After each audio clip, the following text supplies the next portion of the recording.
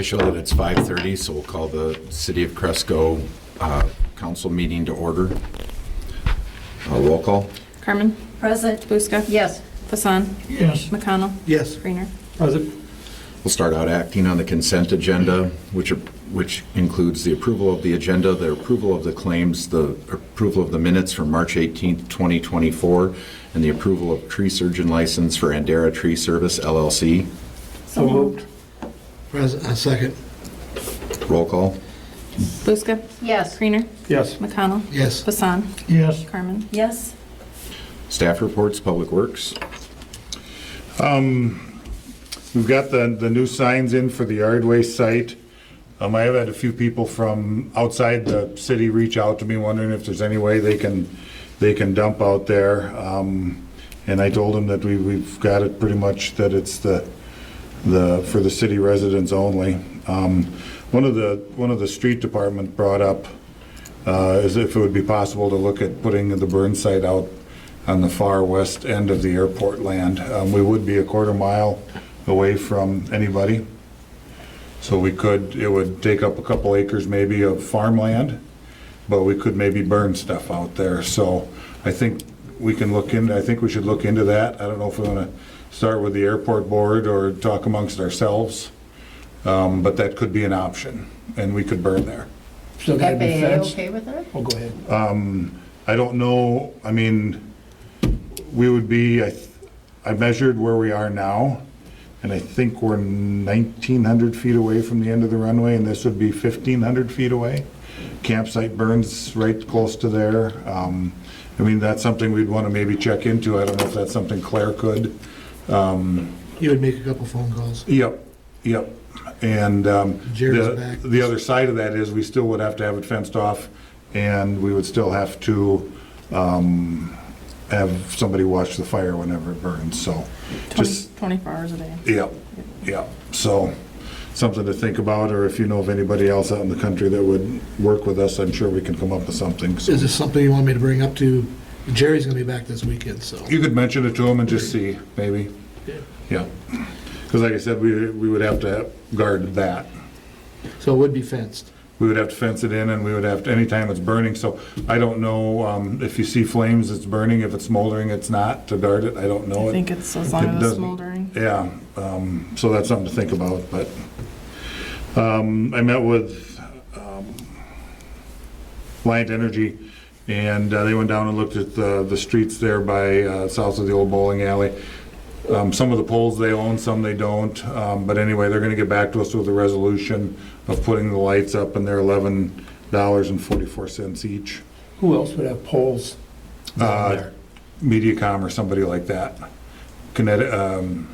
Windstream, yeah. And she thought they were probably old Alliant poles that maybe they said they could be on or abandoned, but she said they were not their poles, they're being Alliant. Then there's no Alliant wire hanging off. No, but she said they could go on them usually. She said that's not a big deal. They have to be so far away from the telecommunications wires for interference and stuff like that, and so on. But and then Gen X is going to start out on 7th Street this week, milling around doing some stuff. So I think they called in some locates the way it sounded today, and they're going to get back to work on that. So other than that, the snow ordinance and a couple other things I have on the agenda here. So that's what I know. All right, thank you. Police. As far as the report goes, really nothing major on there. The only thing other I wanted to touch on was, so I had 2 officers go down to, or go over to Forest City last Monday, look at some dogs for the canine. They did go ahead and choose one. She seems to be kind of top of the class, or top of the pick over there. She was spot on with everything that they threw at her. So we did go ahead and sign the purchase agreement, and I believe that we were going to send them a check.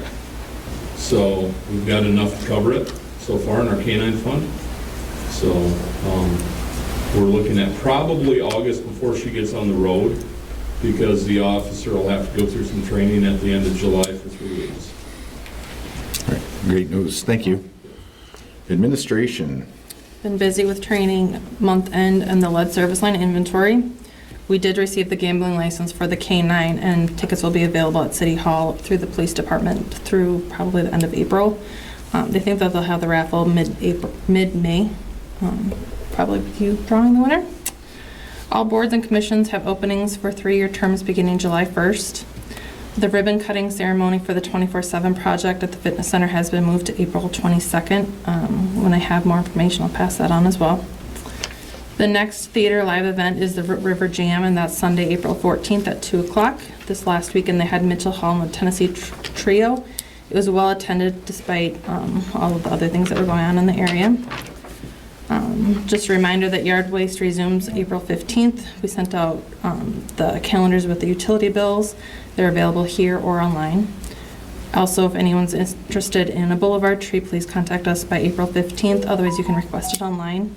And the water department will be flushing hydrants April 17th through 19th. All right, thank you. Committee updates. I'm sorry. 24/7 was in the chamber thing. It just went out today. though. Yeah, Oh, it's it's changed. 12 p.m.? Yeah, Yes. it's at noon on the 22nd. Perfect. I have that information. Thank you. Are there any committee updates? I just had a couple things I was gonna let everybody know that's going on in April for the chamber. So the HCBT banquet is set for April 16th. Staff appreciation is April 23rd. And for that, you can RSVP to Jason or Spiff at the chamber office. The Iowa Wrestling Hall of Fame banquet is this coming Monday, the 8th, and there's still room if anybody wants tickets. There's a lot going on at the theater. And then the other thing I was going to say is the Wildlife Club is having their fish and chicken fry this Saturday, April 6th, starting at 5. Any others? No, already mentioned it.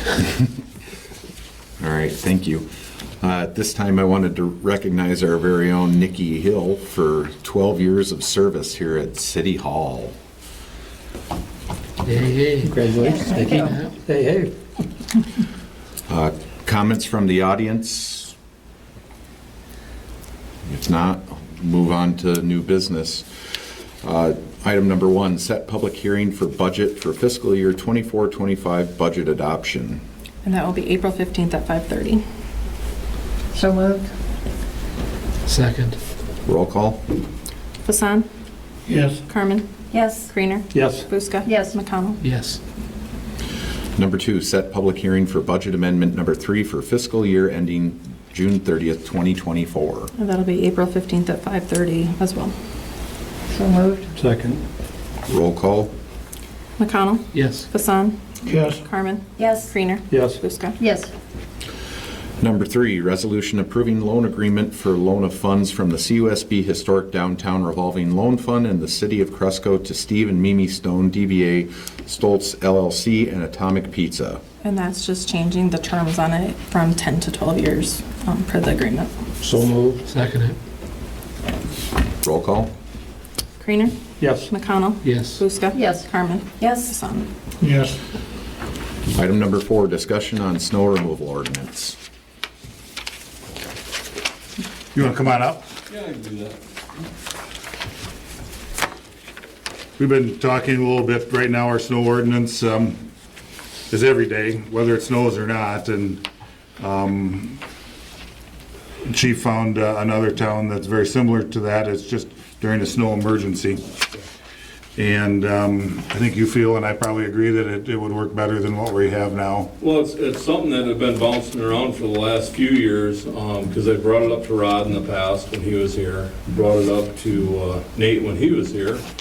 Everybody thought it was a good idea. It's just, right now, I think we're actually gonna move on it. I don't know, you guys probably get a copy of the letter that I'd written. So, it's just been one of those things over the years where we get a lot of frustrated people that are getting cited when the weather's very nice outside. And even like when we get a surprise snowstorm, and then if we cite them, they're like, where are the plows at? Why aren't the plows out? I mean, I thought this was to aid for snow removal. And yet, they're not coming out. Why are we getting punished? And I kind of you know, I agree with them on that, but then also, so like if we write them a citation and they don't pay it within 30 days, we could go ahead and issue a state parking citation. Well, I've already been told that we're not gonna go ahead and plug up our court system with parking citations, and they would probably be dismissed. So I just don't really see the advantage in it.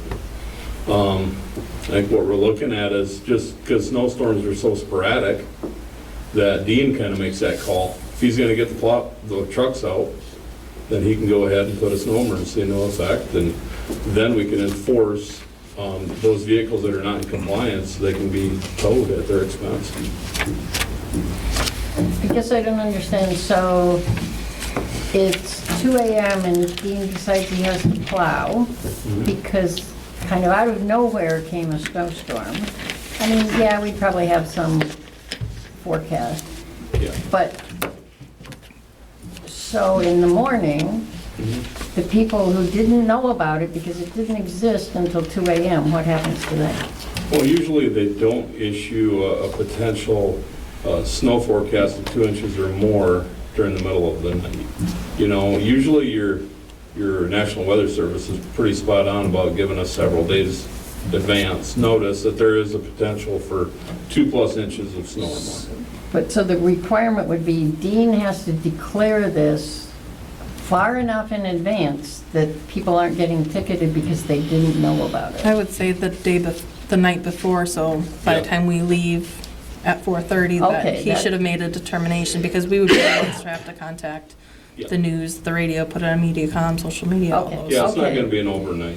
Okay, that was my I just don't want people to No. wake up and go, oh, I didn't know there was a snow emergency. No, we're gonna make sure that there's enough advance, Okay. and then, you know, a lot of times the storms will miss us. They'll just kind of swing around us, well, then Dean can go ahead and cancel it, and we can make that call. Okay. How do these other towns get that word out, though, that a snow emergency is in effect? Well, they get it through the radio, they get it through their Facebook pages or their social media. Also, I know that Nikki said there was a government, The text my gov is in the budget for fiscal year '25, Okay. so we'd be able to use that would be a that. good notification too for our citizens. You feel it's a better move than what we currently got right now?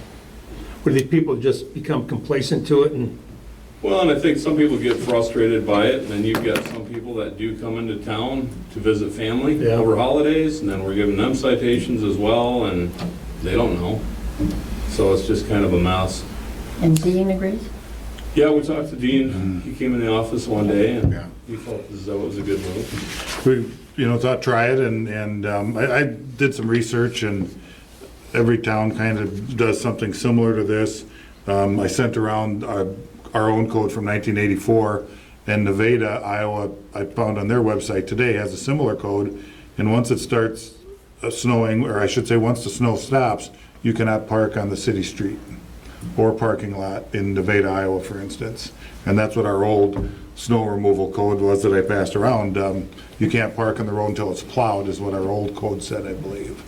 Obviously, it's been changed, and who knows what the reason was, but they must have felt it wasn't working. Yeah, well, and then the increase too with, houses getting converted to apartments is more more street cars. parking.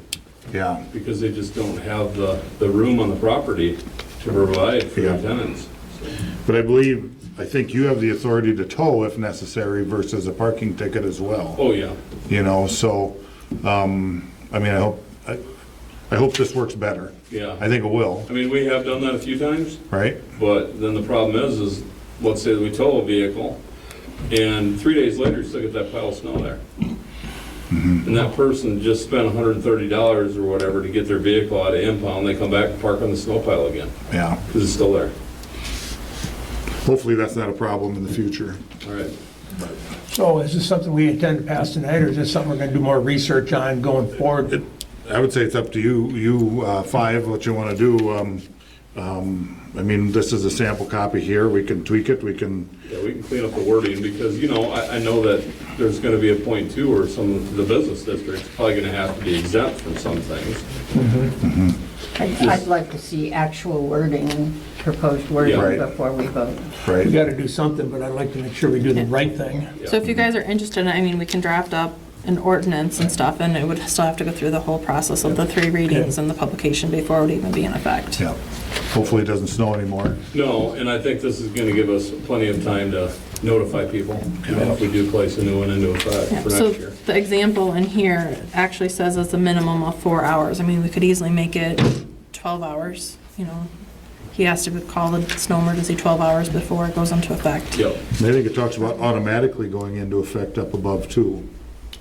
Automatically in effect At 2 inches. at 2 inches, yeah. So up to 2 inches of cars have to be off the street. Is that how I take Yeah, this? I mean, Dean was No. comfortable with that. Off the street Well, completely? not off the street completely, so what we would say is, okay, so a snow emergency gets put into effect for 48 hours. Okay, So the first 24 hours, you're gonna park on the even side. okay. Yep, second 24 hours, you'll park on the odd side. Yep. That gives the street crews plenty of time to clear both sides of the streets. Got it. Try it and see. Yeah, I'd like to see a draft. Everybody kind of wants to see a draft Yep. written for us. Thanks, Tim. Item number 5, discussion on Second Avenue West Storm Sewer Project. We had a couple things there. First one, Alex and I talked about, and I mentioned it to some of you, what we did last summer needs to be cemented, and we would do that ourselves, the street department would. They took and measured what they cut out, and to put cement back there is gonna be between $14,000 and $15,000. There's also panels of cement, if that's the proper term, I guess, near them that are cracked up, and some of those could be replaced that already have part of the street tore apart. Dean went around and they marked some out, and if we did some of those, we would probably be looking at around $22,000 to replace the extra stuff. The street's not in horrible shape by any means. It's, I mean, about every section, it seems to have a crack in it somewhere. Excuse me, 22K additional or No, 22 total, totally, yep. So about another 7,000 That would complete that area that they did. that they did from last fall, or last summer. All in front of the church there, right? Yes, Yeah. yep. So that would be one thing, I guess, like Alex and I talked about, if you want to leave it up to you folks, if you wanted to do just what's been torn out or go a little bit farther. It's not going to change traffic on it or anything. Once we've got some of it tore out, if we had to go back and replace more of it, if we didn't do it today, it's going to cost more to do it later is what it comes down to. I would think if we're doing it, we get it done. But this is all gonna tie into the rest of Second Street. Yep, that's the second part of the conversation, Yeah. yep. Yep, so if we could, We need a motion to that.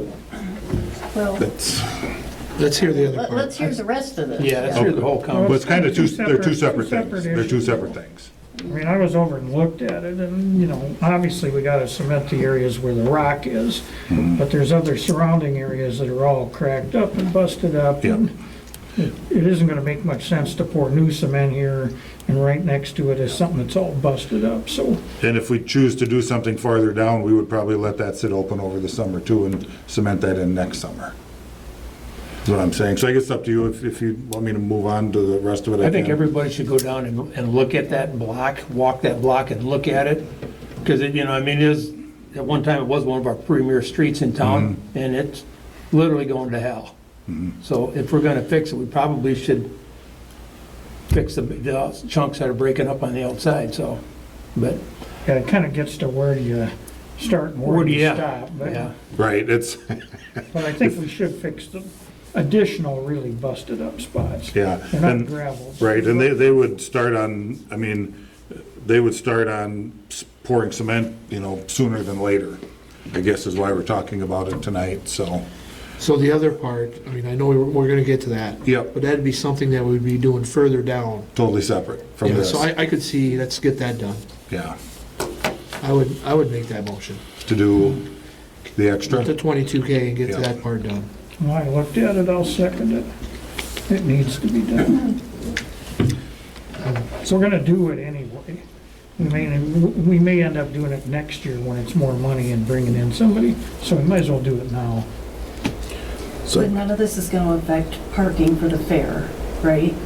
No, we're talking down by the church. We're way down by the church. So we would go around the church, or the fair. We'd go around the fair timeline. I would hope it's done well before the fair. Okay. Yeah. Yeah, I would not want that. No. Let's get that done before.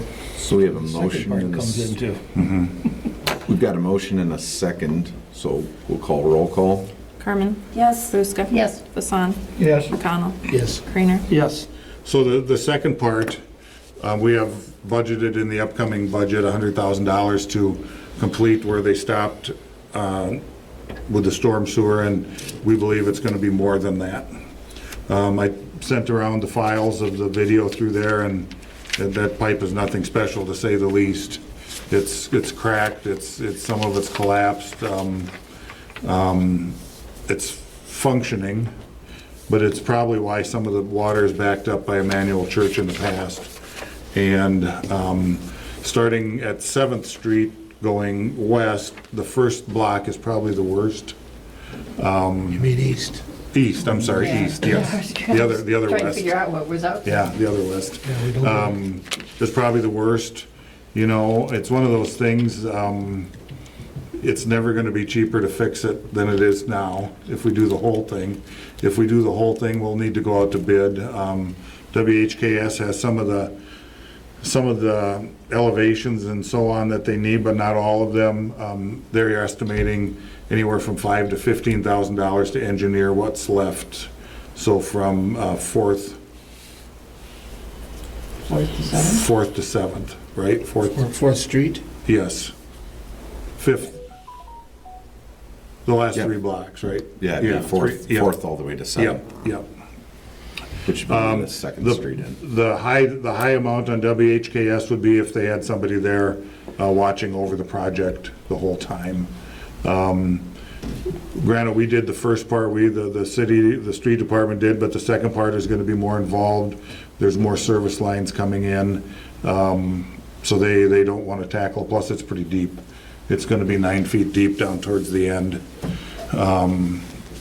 So you saw the letter I sent out. We can skip it a year and see what happens. We can start at 7th Street and stub out a part at least, so we don't have to dig back into the new pavement. I think that's something we'd want to do no matter what.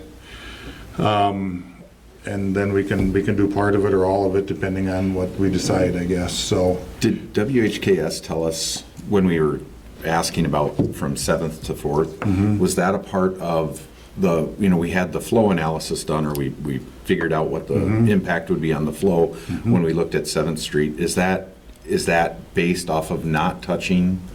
That I don't know, yep. That I don't I was know. just curious, because I knew that was, at the time, that was Yep. deemed flat, and it wasn't. So, I don't know if we can see it very well, probably not.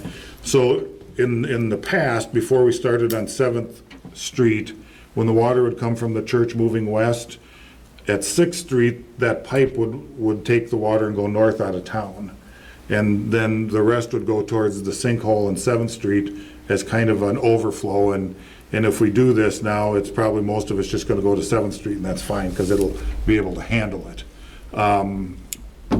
It's, like in the video, it's rough.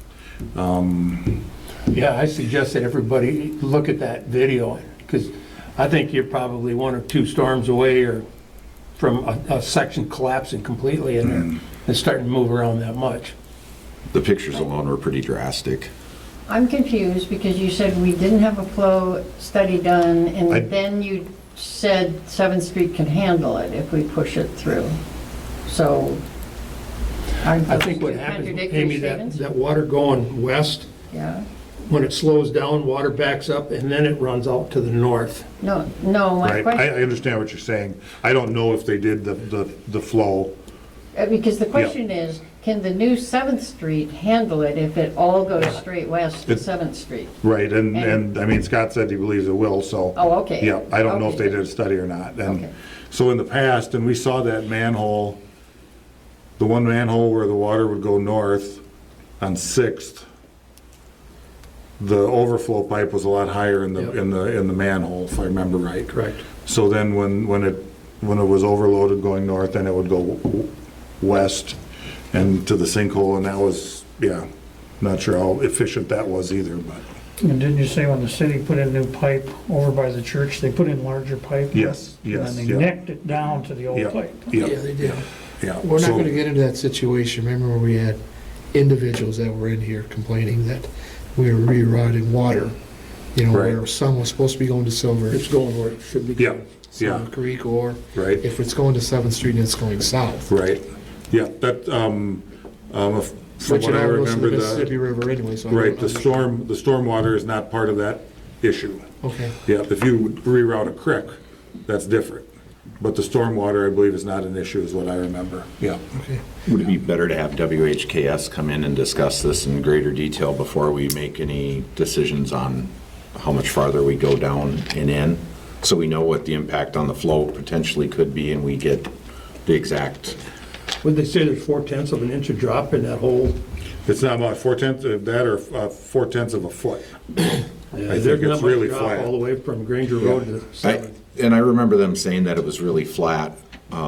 Obviously, Yeah. it's gonna be a large chunk of change to redo this storm sewer if we have all the facts together. That way we kind of fight.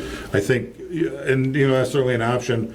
I think we want to stub that out a little bit farther, no matter what we do, You mean towards towards, Second, to the east. yeah, Second Avenue? So we're not, because if we do nothing this year and say, let's wait till next year, we're going to be tearing up new cement.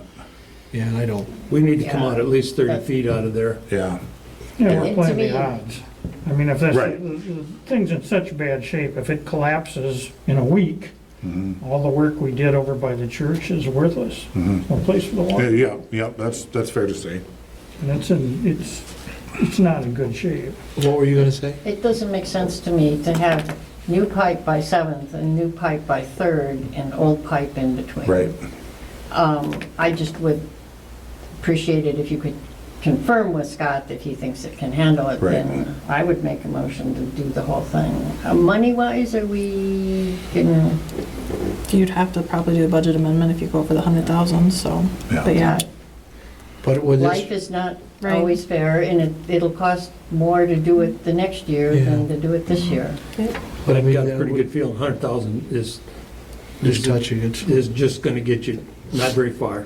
Oh, well, I think we need to get a solid estimate. okay, But the 30 feet coming off the 7th has got to be done yeah. Soon. regardless when they start concrete. Otherwise, like I said, we'll be down digging up 9.5 feet in the ground, digging up new concrete. Yeah. And that's the worst part, is what you were saying, right there, 30 feet east of 7th Street? Yeah, that The looks. first block is the worst, First it block, appears, yeah.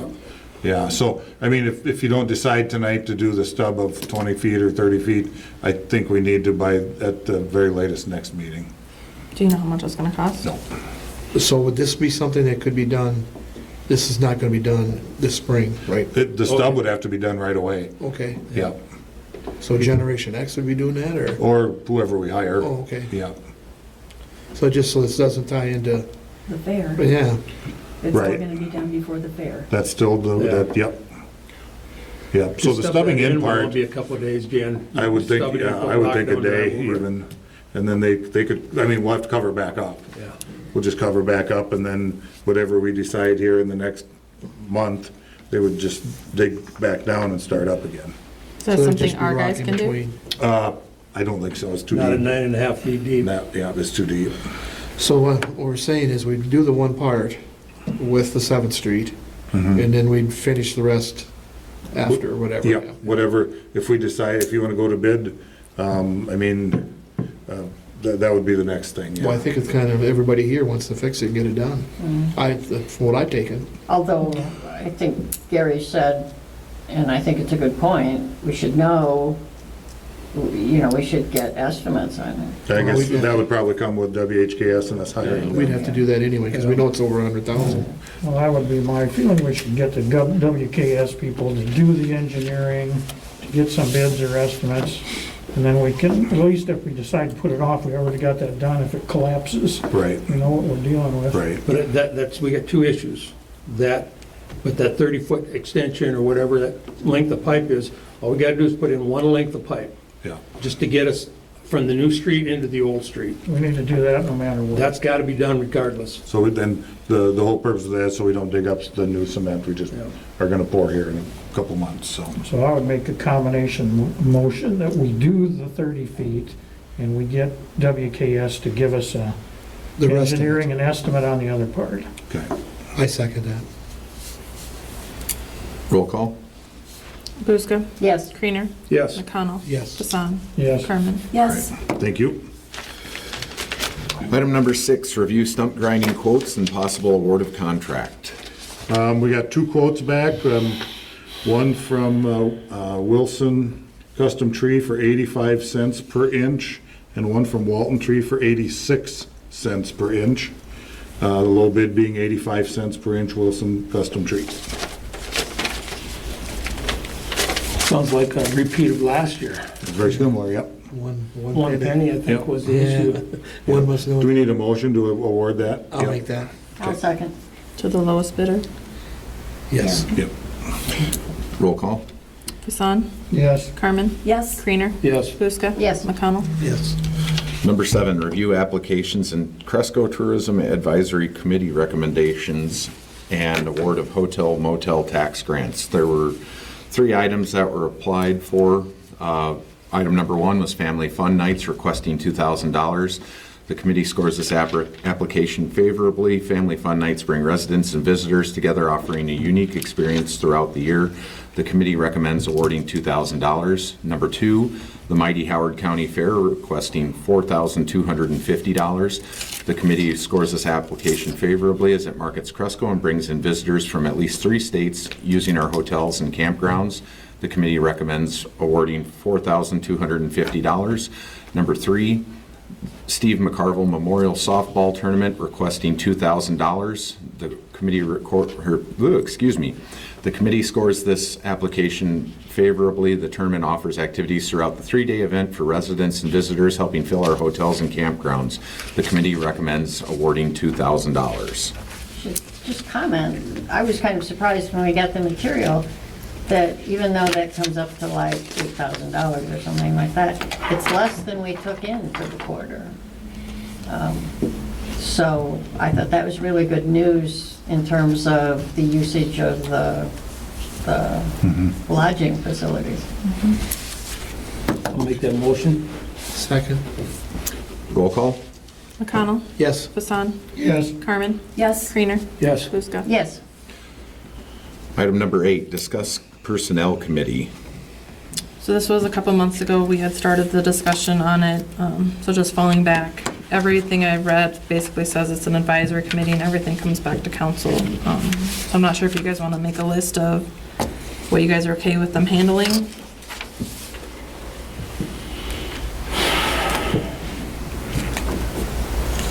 Things they've handled before, health insurance, vacation, issues with city equipment, interviewing superintendents and department heads, certification questions. certifications. I would not, hiring- I'll be hiring honest, I don't process. want to see it where it's just 2 people. We pass it around because there's 5 council members. Well, it has to be 2 people, No, otherwise it it's has a... to be just 2 people on it, Right. but there's 5 council members. Each council member can be part of doing whatever it takes. And you guys set that every year, or every 2 years with election. No, we can do it that way too. It's just being stubborn, Nikki. What do you mean? I don't Well, understand. what I'm saying is that there's certain areas that 2 council members, and then there's some like Jan can't be on any committee because of Drew. And there's other things that everybody can be part of. It doesn't have to be the same 2 for everything. I don't understand this, why we're bucking this. Because we're getting along right What now. are you proposing? What I'm proposing, Amy, is we have 5 council members, okay? Right. So there's some that are handling the street department right now, 2 people, then that continues. Some other 2 council members can handle something else. But do we set that every January after the elections? If we do that, then why do we have to have a personnel committee that has to have 2 that override that? They I don't- mean, please, don't look at me like I don't know No, what I'm talking about. I honestly don't understand Yeah. what you're saying. What I'm saying is, what I'd like to see is, we have 5 members, okay? Each member can be on certain parts of the personnel committee. It doesn't have to be the same two handling everything, because that's where we got into trouble before. The same two, it got to be a power thing. So you mean, Let's say, this is be an example, what I'm saying is, right now, Stan and Gary been handling stuff out through the street department. That can continue. Like personnel issues that I handle with the fitness center or airport or something, I and somebody else can do that. Okay, insurance stuff, you could have two council members handling that. It doesn't have to be the same council members handling everything. I don't care. That way, to me, Amy, everybody's being part of it. There is no issue where somebody's saying, well, nobody told me about this, or I was not a part of it. This way, we're all a part of it. So, I mean, if you're on certain parts of this committee, then it's your own fault if you don't know what's going on. Because that way, everybody's part of it. You handle all the time the alliance and stuff like that. You do a very good job. I would not want you not doing that. So, I mean, stuff like that, we keep two people that are handling certain parts of it, but it's not two people that are on this committee all the time. I guess as an employee, that would be really confusing. I mean, if you're on Public Works, I mean, would you go to their person or somebody handling insurance? I mean, if you have a problem with insurance, I mean, you're gonna have a lot of people to go to, and I think it's gonna get confusing for the employees. And actually, just so, I guess, because I've been the one that's been kind of pushing this since I came back. The reason I would like to have a personnel committee is so that we can handle some issues anonymously, or concerns or questions. And what I had said in the past was that no one person, no two people will be making any decisions. It will come to the council that there was a dispute between an employee and their supervisor, or whatever it may be, so the council's aware of it, but it's not necessarily in a public meeting where they're afraid to come in and discuss it. That's why it's an advisory committee. It's not anyone making a decision, and we would outline this committee so that no two people make all the decisions. So the council as a whole, just like when we did interviews, we have applicant A, applicant B, applicant C. We're able to handle these issues without saying so-and-so's name and so-and-so's name in a public meeting, where if we do that, we're not going to have the transparency with the employees where they want to come in and discuss problems that they may not feel comfortable talking to their supervisor, whether it be the superintendents, or it may be Nikki, or it may be Dave. They have kind of an outlet where they're not going to be held in judgment if they speak their mind or their concerns. But Alex, what would be any different if there's two people that are handling it? Why would you need the same two people for everything? That's the point I'm trying to say is. So you would know who, I mean, we can move it around, and I know you brought up Drew and Jan, and that would be the benefit of doing it as an advisory, is you wouldn't have to worry about any nepotism, because it comes to the council still. There's no voting, there's no decisions made at that point in time. It's being made as a council versus any two people. But it's done in a private manner, I guess is what I'm trying to say. I don't understand how you bring a performance issue to the council, a performance/disciplinary issue to the council in any anonymous form. As soon as we say, well, we have a person who's not showing up for work, and we told the superintendent that he has to give him a write-up. Whoa, and that's all over the public. I think that's atrocious. And so do I. And Because number one, health issues can be a big thing too. I mean, if I have a health issue, I mean, to take it to somebody with two people versus it being shared with everybody. Yeah, I don't see how you make that, and I share your concern for anonymity, but I don't think any sort of anonymous description of a performance issue, every employee is going to be talking about it the next day. I think we have to say to the two people, and I'm not saying for everything, I'm saying And this is what we have to do, is say, okay, what are the limits of this committee's authority, be it those two or these two or passing it around or whatever. But at some point, they have to have the authority so it doesn't become a public description. You can't go into It's closed not session. hiring, but boy, health, performance, The other thing too is what you're saying is, I don't think there should be any, when we're talking about an advisory committee and it's 2 councilmen, that stuff, when we're dealing with an employee anyway, that should be your department leaders anyway. Like But this Dave is- and your group backwards, we shouldn't be involved in that. but these were people who were appealing above the, Okay, then it's a different, yeah, I mean, we were past the, yeah. So in that case, the only way to have a closed session would be if the employee requests it. You can only do it for certain things, so. I think the biggest, I think Rich and I are kind of nodding at the same place.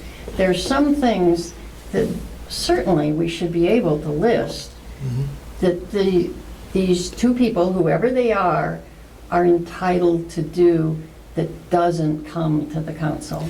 And It's not a public dispute. I feel that the biggest hiccup in the past, and it goes with any organization, is you do not have, the Personnel Committee never had a outlined, you can do this, you cannot do this, this is what your responsibilities are, this is the things that need to come to council, those types of things, and that's never existed.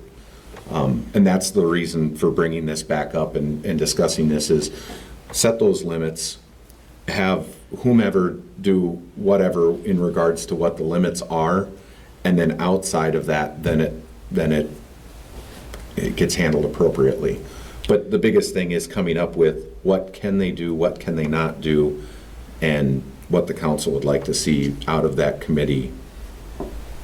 And who's going to, Because I Make a think right proposal. now is what I'm saying is, this is probably the best I've seen the council working together right now. And there doesn't seem to be issues where we're all involved in everything right now. It's the best I've seen it since I've been on it. I'll be very honest. And I thought before, and not taking nothing away, Nikki, but I thought Michelle ran things and didn't tell us stuff. And I don't want to ever see that again. So I just hate to see where we're going back to something I think will be trouble. That's my own opinion. And right now, it's the best we've ever got. I mean, Dave, you've done a great job since you've taken over. Most I've ever heard about the street department and everything going on. The most. There's stuff that we never heard from Nate. Not saying anything was wrong with Nate, but I think we have to be careful of Yeah. ad hominem discussion here. yeah, I'm uncomfortable with that. yeah, okay. But does the Personnel Committee need to handle something if the supervisor or department head has handled it? I mean, if I have an issue with my employee, I'm going to handle it. I'm not going to pull in the Personnel Committee or inform council if I'm having an issue with an employee. I'm just going to try and handle it as much as I can until I need more backup or whatnot. Unless they appeal it. Correct. I mean, Yep. and that's what we're saying. What rights do the employees have to appeal? What powers does this committee have? Where do its powers end? And I think somebody should put together a proposal in writing. Yeah, because right now, when I'm looking at it, you just answered my question that I was going to ask you, that you should be handling it before, if it needs to go to the next step, then it actually is going in front of us. No, Well, I mean, the employee's probably is going to request that if they're not getting, or to the but mayor. then you're saying that there's no personnel committee, because if they go direct from the supervisor because they're having some sort of issue with the supervisor, or Right. they just disagree or whatever, and it comes to an open council meeting, then we don't have a personnel committee. I'm not saying not have that, I'm just saying I'd rather see it where it's not 2 people. I'd rather see where it's everybody's on certain committees handling it, which we're I'd kind of like doing to right now. see a written proposal. I just don't think we're going anyplace. I think you and I are fine, but I would like somebody to put it in writing what we're proposing here, and what the limits and what the powers of this, because my concern is that we get into a situation where employees' private business, private under any definition, even though we're a public entity, becomes public. I think that would be atrocious. And I don't think they'd come to council sometimes too. I mean, But it's going to come to council if you have two people that are on an advisory committee. You're already in front of the council. But that's what I'm saying, and that there surely should be things that don't have to come to council, unless they appeal it and ask. I think we're agreeing, but I don't think we're going to go anyplace in this discussion until we have a document to So look at. would it be better to, whether we have each member of the council put something together and we discuss it, or is it better if just one person writes something up, passes it out to council, and the council responds individually with, yes, I want this, no, I don't want that? Would that be better? Or, because I can tell you, when you sit in a room with 4 people, you're not going to be as open as you are if you're in a smaller group or you're one-on-one. Well, I But- mean, I sent a list of, I didn't go back to the beginning of my tenure, but of all the personnel committee things that I could find that the personnel committee dealt with. Somebody should be able to start with that and make a proposal of, yes, personnel committee, no council, goes to the council. Or is it better, maybe it's better that Nikki and Dave write it? I mean, because realistically, they're overseeing, separate entities, Public Works and the City Hall. Would it be better to say, here's what we can't handle, or what we need the council to handle, or what we need the Personnel Committee to handle, to pass, not necessarily to pass things off, but to help with their own relations, because There's a pecking order now, the employee goes to the supervisor if they've got an issue, all right? Do they then go to the Public Works Director after the supervisor take that complaint to him, From Public Works, I would assume so. if it's a Public Works?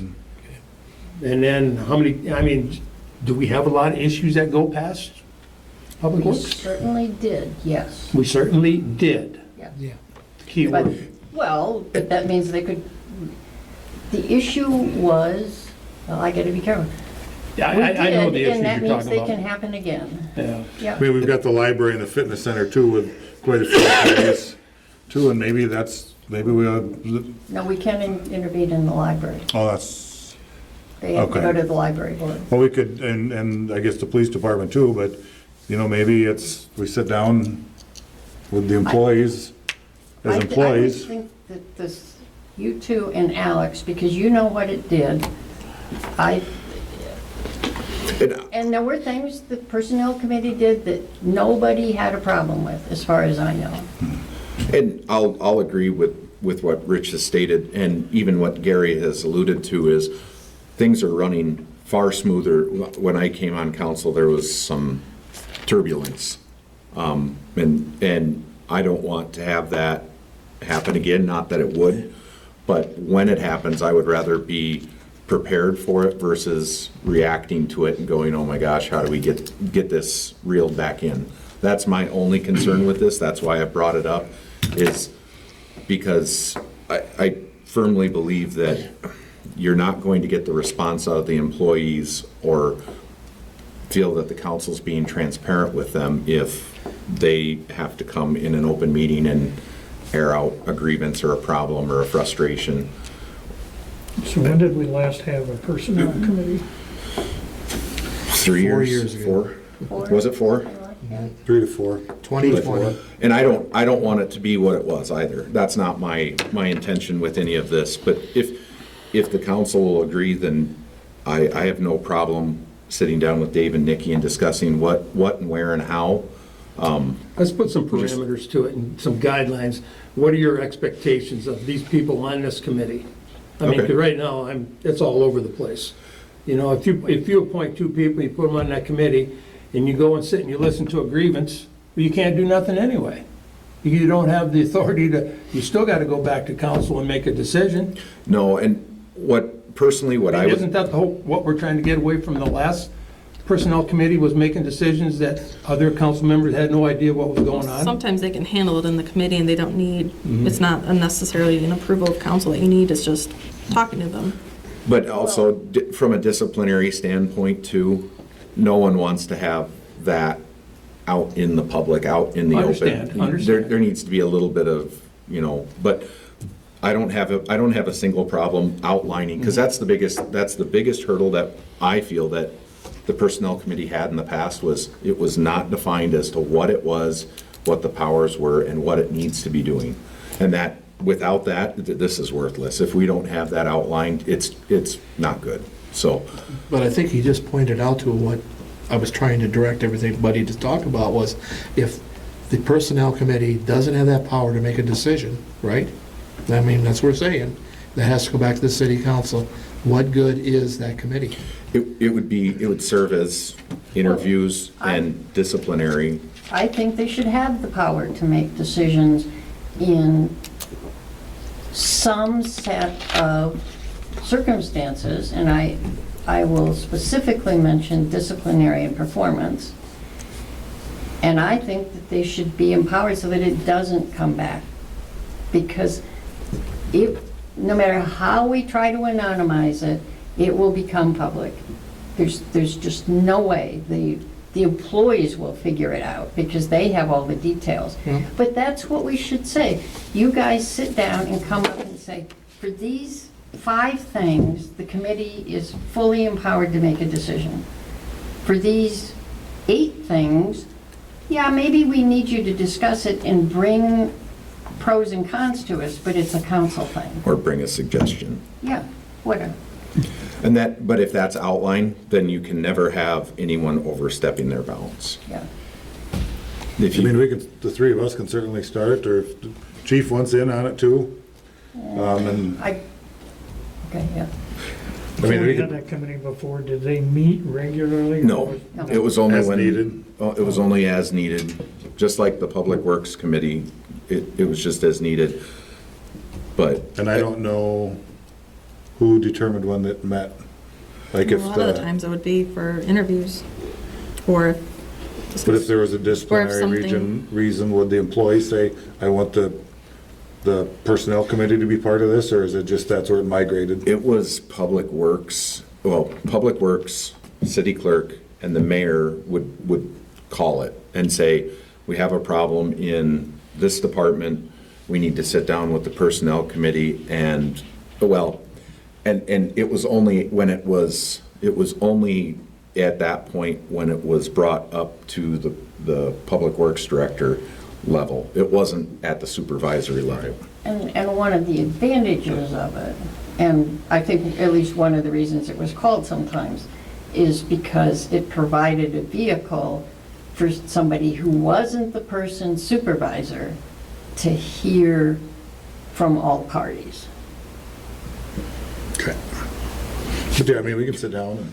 If that's what council would like, I have no problem doing that. And obviously, no decisions will be made until Yeah. you're all presented with what the 3 of us come up with.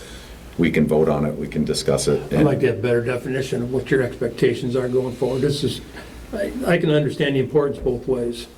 Communication is key, but I'm Absolutely. not going to dive into something that you're just going to turn into the wild, wild west and, Nope.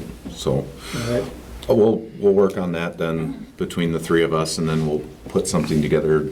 We can do that by the next meeting, I'm sure. So, anything else on that?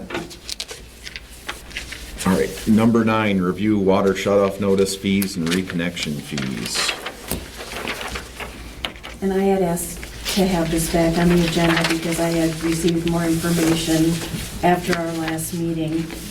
So I had a better understanding of what we were actually gonna maybe change with this. And I'm fine with it the way it is, except that, so if someone comes in the same day that their water is gonna be shut off and pays for it, I would like this left as it is, except if it has to be done after hours, then I would like the charge to be raised from $100 to $200. And any time that it has to be put back on after hours, the $200 fee. Now, that's not if there's like if the plumbers need it shut off or turned back on for some reason, or like our snowbirds want you to come and do it, it would exclude that. But it's just the people that have gotten the shut off notice, because they do receive 2 months worth of notices, and it seems like it is the repeat offenders. So, When I talked to, Yeah, go ahead. go ahead. No. Well, I talked to some of the water guys, and then, the big issue is shutting off the water. I mean, that takes a lot of time. Sometimes it's cold, they're out there trying to find the valves, chopping down, they might spend 2 hours trying to shut the water off. It isn't a big deal turning it back on. They know where the shut off is. And obviously, the thing that we want to accomplish is we don't want people to shut their water off. So, I mean, I think we should kind of redo the fees so that the big cost is when the water gets shut off. Once you pay your bill, that's only $25 to turn it back on. But, it's like when they come in and we give them a notice that they're gonna shut their water off, it's like, you can tell them, get your bill paid before we shut it off, because that's where the big cost is gonna be. Because the way I see it right now, we charge them $50 when they first put a notice on their door. Well, I mean, I would be thinking maybe we should lower that to $25. That's not a big deal to come out and stick the notice on their door. So And on then- average, we do between 20 and 30 of those a month. Yeah, and then we would take that $25 and add it on to the shut-off charge. So when those people get the notice, it's like, well, you only got hit $25 now because here's the notice. But when we shut your water off, $200. it's gonna get a lot more expensive.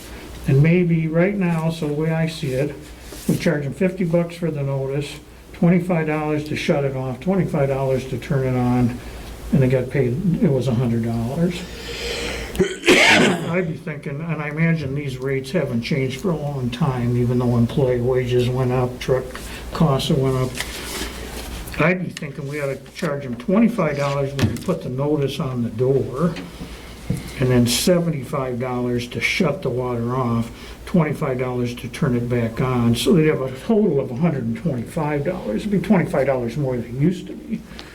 But now, once they get the notice, it's only gonna be $25 more to shut the water off. And now, if we changed it, they'd get the notice, and then it's gonna be $75 more. You could tell the people, hey, you got the notice, pay the bill, make arrangements before we turn it off, because you're gonna hit for $75 to turn it off. Be a big incentive to try and work it out before they shut it off. What's the time difference between posting the notice and turning it off? We typically post the notice on the 15th and we shut off about the 21st, right after reading. Okay, that makes sense. I mean, you just gotta have. 5 days. About that, yeah. 6. And then once Didn't we, the gist of this whole conversation come around because of being called out after hours? They go in, it's unfortunate, you don't wish this on anybody, but they come in late in the afternoon, and then we're calling people back, and if nothing else, we're just breaking even. I mean, literally. I mean, my thought was originally, and I probably did a poor job portraying it, but if you come in afternoon on this day, your water don't get turned back on until the next business day. There's nobody gonna get called out. If we can do it that afternoon, fine. But if not, we've got the next business day to get after it. I wouldn't feel comfortable with somebody's water being off all weekend if they paid their bill on Friday. just Especially if my opinion. they've got kids or a baby in the house. I mean, how do you plan for every single thing out there? I mean, it's impossible. How many, you may not know the answer to this, so how many times on a Friday have the guys got called out after 4 o'clock? The most recent one was a Friday afternoon in January. The payment came into City Hall by credit card, about 3:45. We called the guys because we didn't see it till right before 4. They were in and out within 5 minutes. I think he said he left about 4:05. but whose fault is that? I mean, if they're paying it by credit card anyway, I mean, why didn't it come? And it might not be credit card, I mean, it might be debit card, I don't know. It just, that's how it comes to us, is that it's a Do you debit. see that right away? I forget. If the email is refreshed, we could, yep. So you get depends an on how they email pay. as soon as somebody pays online, you get an Correct. email. Yep. But I'm not saying that maybe we didn't miss it, Sure, because so. it's in the email. And if they pay through front desk, I think it's a half hour until it syncs. So you're waiting on that, and you're waiting if there's a computer issue. And if they do that Friday afternoon, if they pay online at 4:30, we won't know that until Monday when we come back, right? Right. And the last one that was off, they paid on a Saturday afternoon, and they called Monday morning and said, I paid it, when will it be on? But there again, they're getting 2 months notices before. And it still isn't the one that Gary raised, which is somebody pays at 3:59 and the guys have to work overtime. So if we have the guys stay late, they're paid till they leave. So if they are here till 4:30, they're paid for that half hour of overtime. If they leave and go home and we call them back, then they get 2 hours of callback. So which we probably, you don't make, I mean, break even at best. For the 2 hour callback, correct. Yeah. And we had the figures last time. And in our ordinance, it does say the minimum of $100. So do we don't, I don't know that we necessarily have to change the ordinance. We would just have to change how we define what's going to be charged, because the For that, ordinance you says just the leave the minimum. fees the way they are, and if you don't pay your bill before noon on this day, we'll do our best to get it. If not, we've got the next business day to get there. And we forego these calling, these 2 hour callbacks and stuff. You have 5 people in the water and sewer that know how to turn it on. I don't argue that with you one bit. I think it says in the ordinance, that when they pay their bill, that they have to pay that amount as a deposit, huh? I think that's what it says. When we're gonna turn it back on, they pay the money to turn it on, plus the amount of their bill. They put that up in addition as Most of a, the ones that we turn off have their $80 deposit on file. I've never collected a bill or a deposit higher than that. And if they're struggling to pay their bill, I mean, how are they gonna come up with a $300 deposit?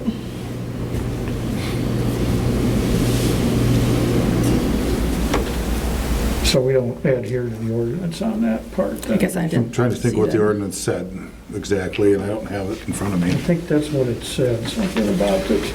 Because right now, we hold, if everybody pays their bill in time, we hold the deposit for 3 years. 3 years of good credit. And if they don't pay their bill for 2 months, we have that deposit, but, I mean, do we apply that towards the bill and just collect it again then, or? what Once do we- they've been shut off, no, we wait till they move out. But if it's been off for 2 months, then we would apply the deposit. and then You're they asking have to about the pay it. deposit? Delinquent customers shall also pay a deposit equal to the customer's past due bill prior to the restoring of the service to replenish the customer's deposit. That's what I thought, yeah, I had read that too. That's in the ordinance. Yeah. So I'm trying to understand, I mean, I'm just listening to going back and forth. What are we really trying to fix here? Well, we're trying to keep people from shutting the water off. Right. I mean, that's where we incur a lot of expense, and that's what the water department doesn't want to do, is go out there and... Because we're sending our guys out So, to you shut the know, water off. that was my thought about changing the fees to kind of incentivize, to give them an incentive to, like, you know, don't wait till 5 days after the water's shut off and then come in here before the shut-off date, and then you're gonna have a significant savings. Because I'm Get hearing like, serious about it now. the part I'm hearing about, well, we're breaking even if they pay this amount. It's like, what are we doing here? I mean, I thought the idea is, you know, if you get your water shut off because you didn't pay your bill and you're a repeat customer and you continue to do it, then I really don't care. You know, I don't think they care if they're pulling it at 3:59. The other day when I was, you know, 2 weeks ago, we were talking about payment, and a lot of people paid on Friday. Most people are paid on Thursdays, that I know of. There's very few that are paid on, some are paid on Fridays, but most are Thursdays. Second shifters or first shifters, cashing their checks, so. Do you want to read that part of the ordinance again? I mean, are we not doing it right? Replenishment of deposit. Delinquent customers shall also pay a deposit equal to the customer's past due bill prior to restoring the service to replenish the customer's deposit. So if they owe $300, they gotta bring in 600.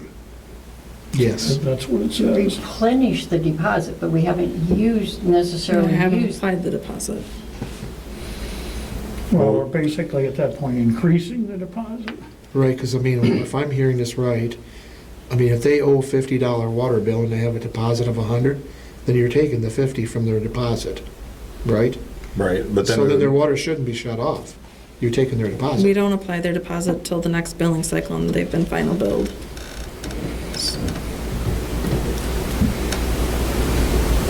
Actually, I kind of like what Stan is talking about, and I might even go so far as to graduate your 75.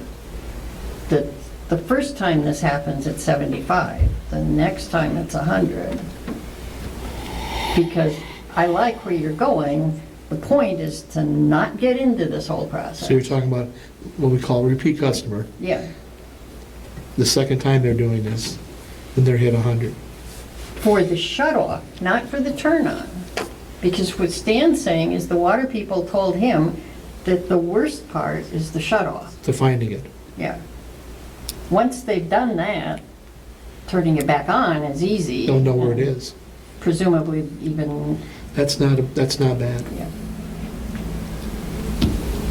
Well, why don't we raise it to 200 then to shut it off? Well, Then I they mean- wouldn't do it again. Well, that's kind of the point Gary was making last time. I know, Right. but. Because but he I said felt- what, but I the didn't have all electric the company did I didn't that. have all the information that I have now.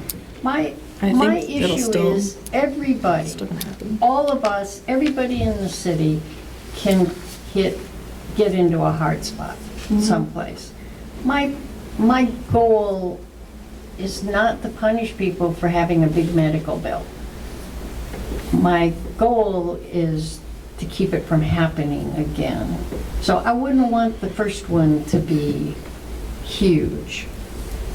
But once you become one of Rich's repeat customers, now we're in a problem. And if I'm understanding it correctly, and I could be wrong, but all they need to do is contact you, or not you, but contact City Hall and discuss it. Correct.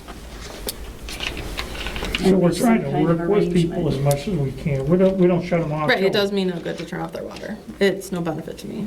So I'd rather work with them, do you know how many people we're working with right now by chance? off the top of my head, Dozen? probably. Working with you mean you have a payment plan. Correct. Mhm.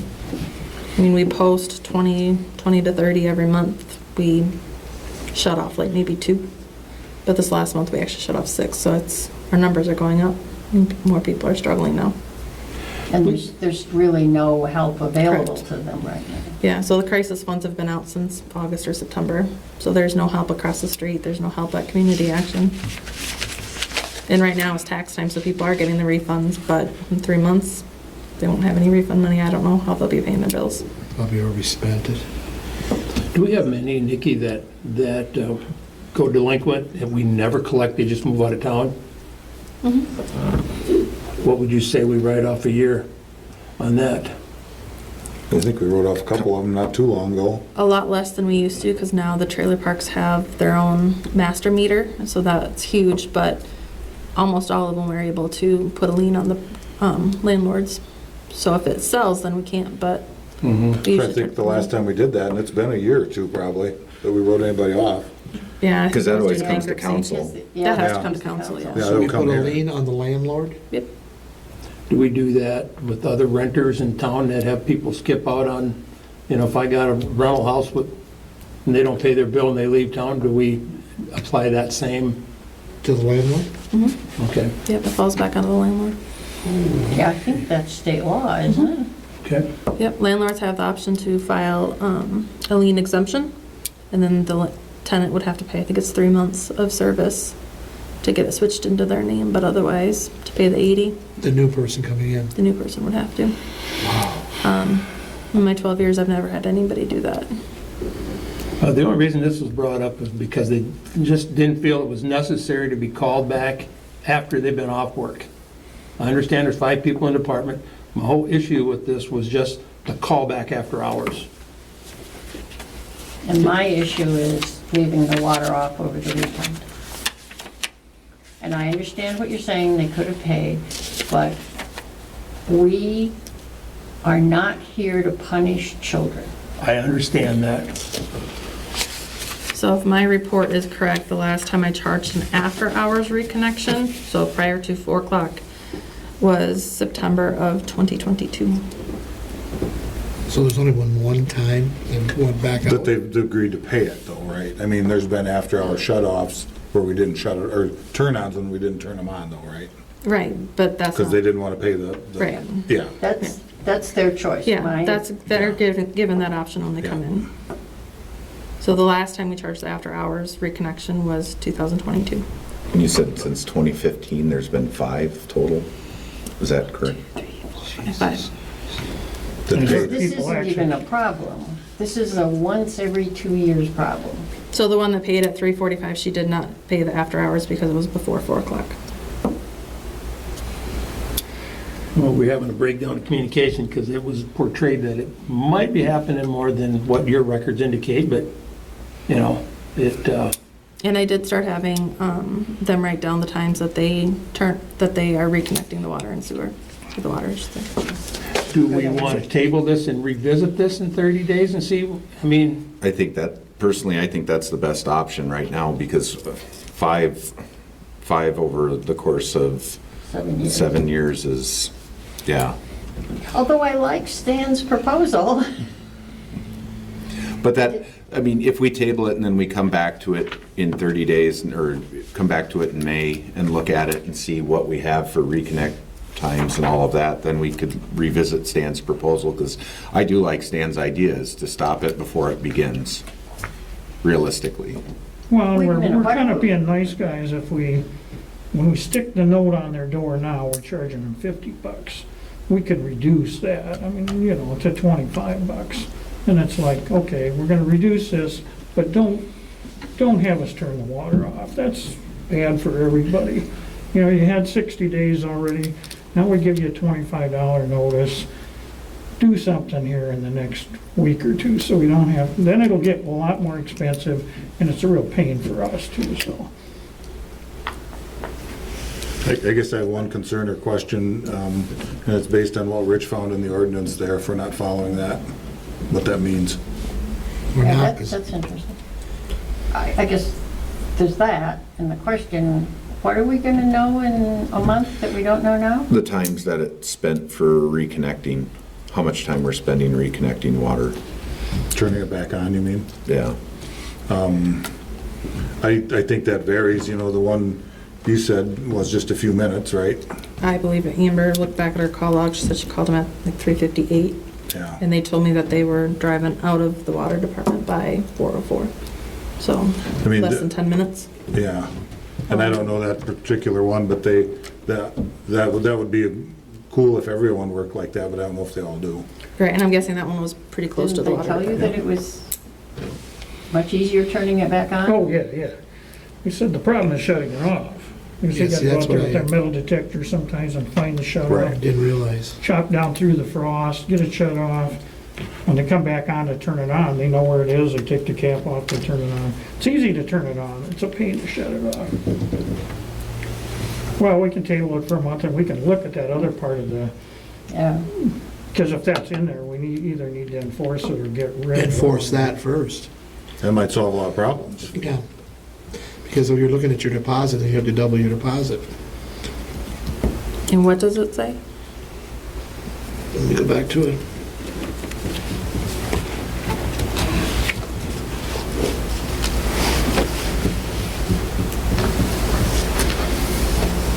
Replenishment of deposit. Delinquent customers shall also pay a deposit equal to the customer's past due bill prior to restoring of service to replenish the customer's deposit. So the way that I take this, the money that you're owing is coming out of the deposit. That would be the way I would take it. The And it's- original deposit is gone, Right. so now you have to make a bigger deposit. Right, so if the original deposit was $80, which it probably was, and their past due amount's $250, now they gotta pay the bill plus Replenish the, 250. yeah, so you could easily, what you were saying, you could easily have over 200, you could have 300, 400 To get it turned back on. to get it turned back That would on, be- Yeah, 500. and- easily. So I mean, that, when you say that to somebody, I'd be wanting to get my water on right That might away to solve pay the problem right there. $500. You know, I Yeah. could put that right in the note on the door. It could, yeah. You know, now you got charged 25, but if you don't get this handled, we're gonna shut your water off. Because you're taking the deposit Yeah. to pay the and it's- bill. That might solve the problem. Yeah. Because I don't think we're doing what we say here.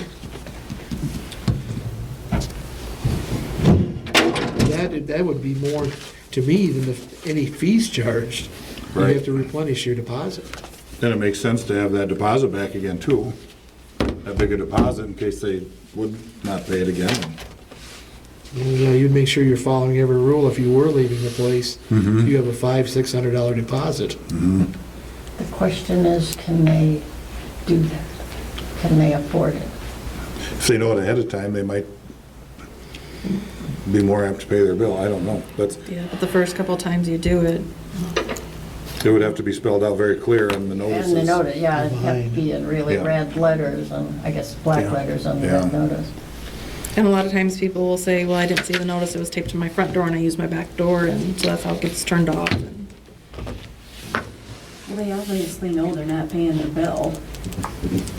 Yeah, You can tell, stick a note on the front door and stick a note on the back door. It's the Copy cost it. of another piece of paper, you know. Well, Did Dave, everything can you we do could that? do. Can you post it on both doors? I don't know why you couldn't.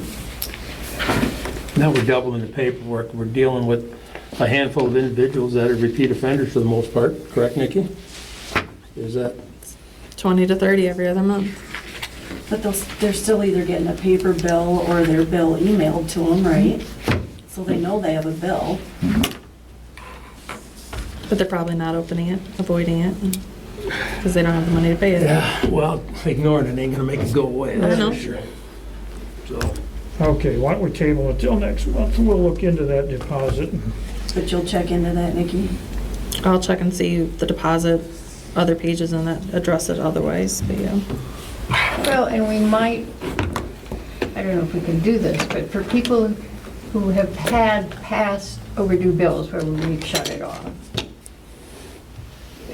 we could send them a letter and say, this is the way we're now enforcing it. It's going to be real expensive. Please be aware. Well, I think if we're gonna do this, I think we send that out on the next water bill anyway, saying that, hey, this is the way that it'll be enforced. We're only enforcing what we haven't done in the past. Or a separate letter even, but, you know, there again, that's 99% of the, Don't open it. 95% of the people that wouldn't apply to, that pay their bills, but, Well, we could put something on the website Right. and in the papers, yeah. the shopper included. Well, that may be a priority deal there. You know, they're paying some other bill ahead of ours, and because we don't collect the deposit and stuff, so. So since January of 2023, there have been 25 different people. 1, 2, 3, 4, 5, 6. 6 of them repeat offenders. Since So January of quarter of them. 2023. A sixth. But out of, 1,800 meters, that's a pretty small problem population. And it does argue for the fact that some of these people just had a bad month.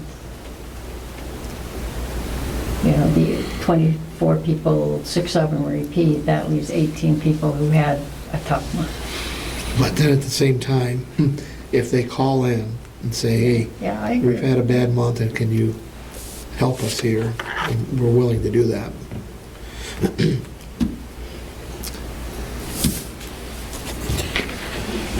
Okay. All right, so I make a motion that we adjourn.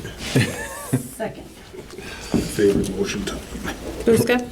Yes. Creener? yes. McConnell? Yes. Hassan? Yes. Carmen? Yes. meeting adjourned.